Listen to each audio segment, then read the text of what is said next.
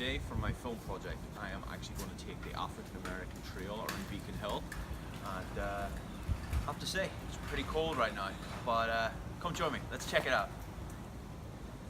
The Robert Shaw Memorial was erected on the 31st of May 1897 to commemorate the efforts of the 54th Regiment during the battle for Fort Wagner. After pressure from abolitionists, President Lincoln admitted black soldiers into the Union Army in 1863. The 54th was the first all-black regiment to be recruited in the North. Robert Shaw, a young white officer from a prominent Boston family, volunteered for its command. However, sadly, he was killed during the first assault on the Fort Wagner. So this house that I'm standing beside on number 5 Pickering Street is built in 1797 by a man called George Milton. It is the oldest African American built house on Beacon Hill, and he was a member of the American Revolution and served in the Bucks Company. The house on 66 Phillip Street was built in 1866 and was once owned by Lewis and Harriet Hayden. Lewis Hayden was born a slave in 1816 in Lexington, Kentucky. He managed to escape slavery via the Underground Railroad to Detroit. He then moved to Boston with his wife Harriet and soon became a leader in the abolitionist movement. In 1850, after the Fugitive Slave Act, Boston ceased to be a haven for escaped slaves.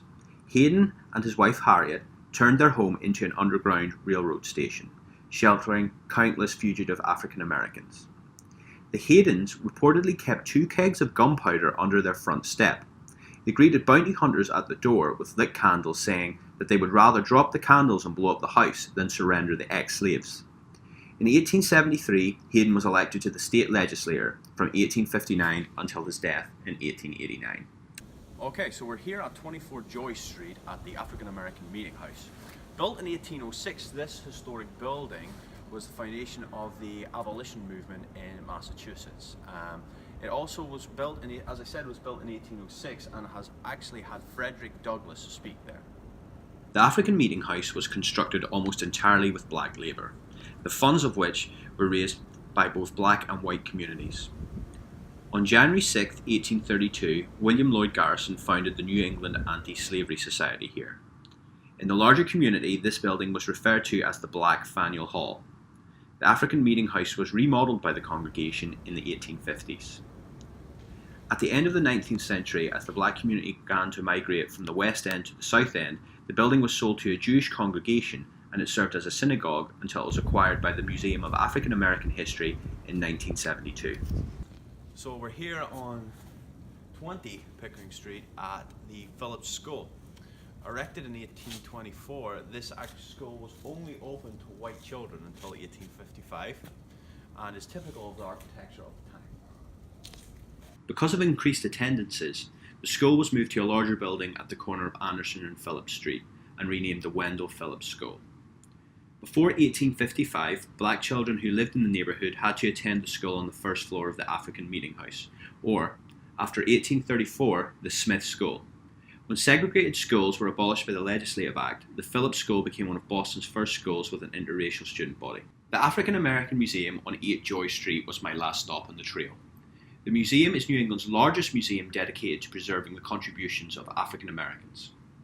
Currently, they have 2 major sites, Boston and Nantucket, and have preserved 4 historic sites and 2 black heritage trails that tell the story of organised black communities from the colonial period through the 19th century.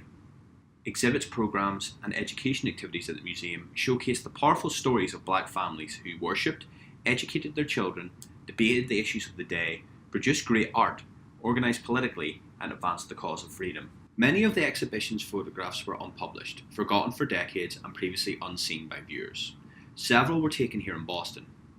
The images trace Douglass's visual journey from self-emancipated man to abolitionist and elder statesman. His visual evolutions narrate photographic autobiography across half a century of history. Unfortunately, we were not allowed to take photographs inside the museum. However, we did manage to evade the curator for long enough to show a sneak peek of the exhibition. This exhibition shows Douglass reinventing himself even as he sought to transform the country, using photography as a tool of reform and becoming an astute critic of visual culture. It highlights his use of photography in a deliberate effort to elevate the image of the African American in contradiction to demeaning and inhumane depictions of black life often seen in the 19th century. Through studying all of the photographs, I experienced authentic examples of Douglass's dynamic, multi-dimensional activism, his public service to his country, and precious time spent with his family.